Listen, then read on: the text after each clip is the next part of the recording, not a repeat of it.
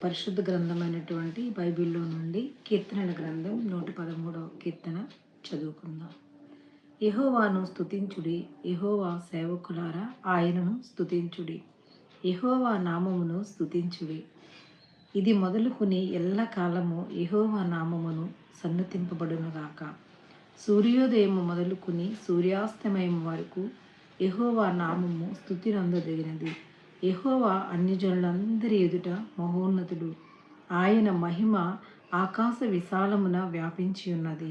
ఉన్నతమందు ఆసీనుడయున్న మన దేవుడైన యెహోవా వారు పోలి ఉన్నవాడెవడు? ఆయన భూమి ఆకాశములను వంగి చూడననుగ్రహించుచున్నాడు. ప్రధానులతో తన ప్రజల ప్రధానులతో వారిని కూర్చుండబెట్టుటకై ఆయన నేల నుండి దరిద్రులను లేవనెత్తువాడు. పెంట కుప్ప మీద నుండి బీదలను పైకెత్తువాడు.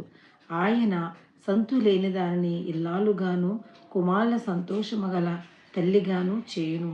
యెహోవాను స్తుతించుడి.